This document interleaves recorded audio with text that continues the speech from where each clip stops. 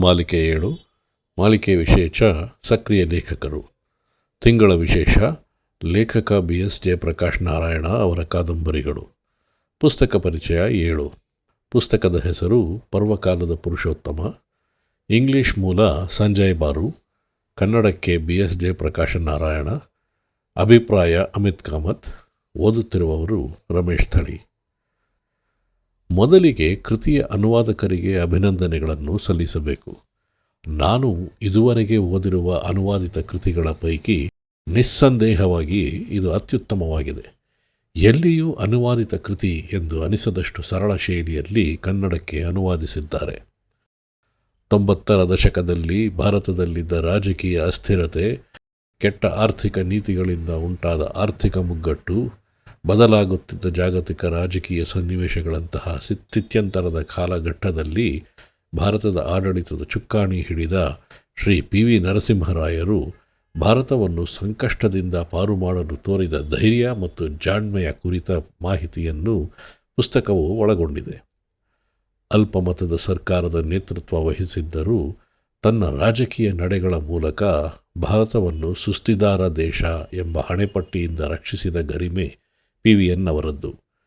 ದೇಶವು ಅಭಿವೃದ್ಧಿ ಪಥದಲ್ಲಿ ಮುಂದುವರೆಯಲು ತೊಡಕಾಗಿದ್ದ ನೀತಿಗಳಿಗೆ ಸದ್ದಿಲ್ಲದೆ ತಿಲಾಂಜಲಿ ಬಿಟ್ಟು ನಮ್ಮ ಆರ್ಥಿಕ ವ್ಯವಸ್ಥೆಯನ್ನು ಮುಕ್ತವಾಗಿಸಿದ PVN ಅವರು ಬದಲಾಗುತ್ತಿದ್ದ ಜಾಗತಿಕ ರಾಜಕೀಯ ಚಿತ್ರಣಗಳಿಗೆ ತಕ್ಕಂತೆ ವಿದೇಶಾಂಗ ನೀತಿಯನ್ನು ಸಹ ಪರಿಷ್ಕರಣೆಗೆ ಒಳಪಡಿಸಿದರು.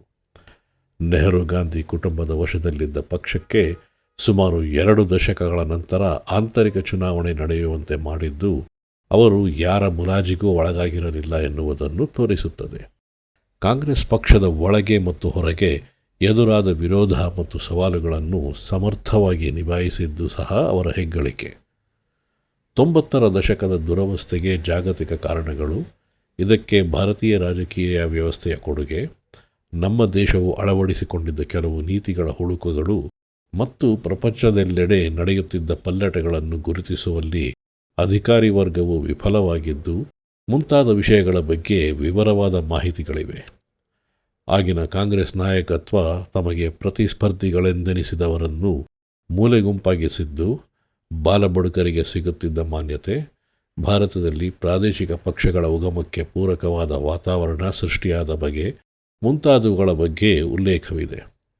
ಸ್ವಾತಂತ್ರ್ಯ ಕಾಲದಿಂದಲೂ ನೆಹರು ಗಾಂಧಿ ಕುಟುಂಬದ ಪಾಲಾಗಿದ್ದ ಕಾಂಗ್ರೆಸ್ ಪಕ್ಷದ ಅಧ್ಯಕ್ಷರಾಗಿ ದೇಶದ ಪ್ರಧಾನಮಂತ್ರಿಯಾಗಿ ಆಯ್ಕೆಯಾದ ನರಸಿಂಹರಾವ್ ಅತ್ಯಂತ ಕ್ಲಿಷ್ಟಕರ ಸನ್ನಿವೇಶದಲ್ಲಿ ದೇಶವನ್ನು ಮುನ್ನಡೆಸಿದ ರೀತಿಯ ಬಗ್ಗೆ ತಿಳಿದುಕೊಳ್ಳಲು ಇರುವ ಉತ್ತಮ ಕೃತಿ.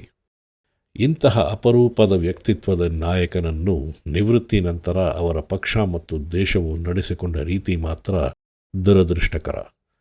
ರಾಜಕೀಯ ಚಿತ್ರಣಗಳ ಜೊತೆಗೆ PVN ಅವರ ವ್ಯಕ್ತಿತ್ವದ ಪರಿಚಯವನ್ನು ಮಾಡುವ ಈ ಕೃತಿ ಒಂದೊಳ್ಳೆ ಓದು. ನೀವು ಓದಿ. ಧನ್ಯವಾದಗಳು.